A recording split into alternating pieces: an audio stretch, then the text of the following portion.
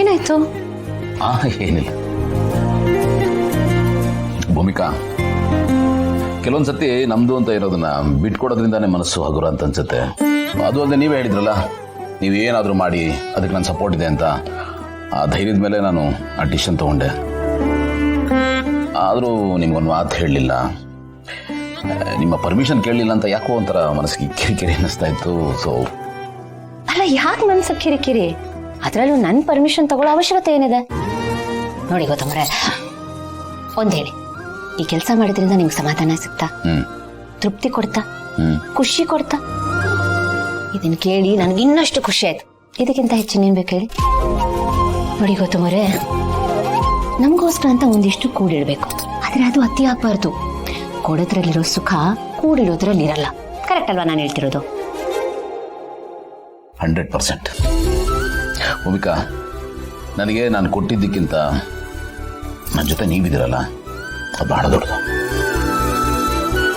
ಇನ್ನೊಂದೇನು ಗೊತ್ತಾ ಭೂಮಿಕಾ, ನಮ್ಮ ಬಳಿ ಏನಿದೆ ಅನ್ನೋದಕ್ಕಿಂತ ನಮ್ಮ ಜೊತೆ ಯಾರಿದ್ದಾರೆ, ಎಂಥವ್ರಿದ್ದಾರೆ, ಅದು ಬಹಳ ಮುಖ್ಯ ಆಗುತ್ತೆ.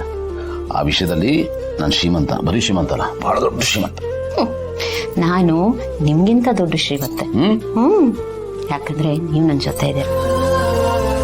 ನಿಜ, ನೀವು ಒಬ್ರಿದ್ರೆ ಸಾಕು ಗೌತಮರ್, ನಂಗಿನ್ನೇನು ಬೇಕಿಲ್ಲ. ನಿಜ ಹೇಳ್ತಿದ್ದೀನಿ. ಭೂಮಿ ಮೇಲೆ ಇರೋದನ್ನೆಲ್ಲ ಒಂದ್ ಕಡೆ ತಂದಿಟ್ಟು ನಿಮ್ಮನ್ನ ಒಂದ್ ಕಡೆ ತಂದಿಟ್ರೆ ನಾನು ನಿಮ್ಮನ್ನ ಆಯ್ಕೆ ಮಾಡೋದು. ಯಾಕತ್ತಾ? ಯಾಕಂದ್ರೆ ನೀವೇ ಜಾಸ್ತಿ ತಗೋದು. ಐ ಆಮ್ ವೆರಿ ಸೆಲ್ಫಿಶ್, ಏನೋ. ಸೊ ಅದಕ್ಕೇನೆ ನಾನು ಯಾವ್ದ್ರ ಬಗ್ಗೆನೂ ತಲೆ ಕೆಡಿಸ್ಕೊಡಲ್ಲ. ನನಗದರ ಅಗತ್ಯನೇ ಇಲ್ಲ. ಅದು ಅಲ್ಲದೆ ನೀವೇನೇ ನಿರ್ಧಾರ ತಗೊಂಡ್ರು ನಾನು ನಿಮ್ ಬೆಂಬಲವಾಗಿರ್ತೀನಿ. ಅದಂತೂ ಪಕ್ಕ. ಅದರಲ್ಲಿ ಯಾವತ್ತೂ ಯಾವ ಚೇಂಜಸ್ಸು ಇರಲ್ಲ. ಯಾಕಂದ್ರೆ ನೀವೇನೇ ಮಾಡೋದು ಅದು ಕರೆಕ್ಟ್ ಆಗಿರುತ್ತೆ. ಆ ನಂಬಿಕೆ ನನಗೆ. ಥ್ಯಾಂಕ್ ಯು ಸೋ ಮಚ್, ನನ್ನನ್ನು ನಂಬಿ ನನ್ನ ಜೊತೆ ಹೊಂದ್ಕೊಂಡು ಹೋಗ್ತಾ ಇರೋದಕ್ಕೆ. Thank you. ಹಲೋ, ಹಾ ಹೇಳಿ. ಹೌದಾ? ಯಾಕೆ? ಹೌದಾ? ಹಾ, ಬರ್ತೀನಿ. ಯಾ, ಥ್ಯಾಂಕ್ ಯು. ಏನಾಯ್ತು? ಯಾರ ಕಾಲು? ಸ್ಕೂಲಿಂದ ಕಾಲು. ಮ್ಯಾನೇಜ್ಮೆಂಟ್ ಏನೋ ಚೇಂಜ್ ಮಾಡ್ತಿದಾರಂತೆ. ಏನು ಸಡನ್ ಆಗಿ ಮ್ಯಾನೇಜ್ಮೆಂಟ್ ಚೇಂಜು? ಗೊತ್ತಿಲ್ಲಪ್ಪ. ಓನರ್ ಏನೋ ಫಾರಿನ್ಗೆ ಹೋಗ್ತಿದಾರಂತೆ. ಮಂಡೇ ಮೀಟಿಂಗ್ ಕರೆದಿದ್ದಾರೆ, ಆವಾಗ ಗೊತ್ತಾಗುತ್ತೆ. ಹೊಸ ಮ್ಯಾನೇಜ್ಮೆಂಟ್ ಹೇಗಿರುತ್ತೋ ಯಾರಿಗೂ. Don't worry,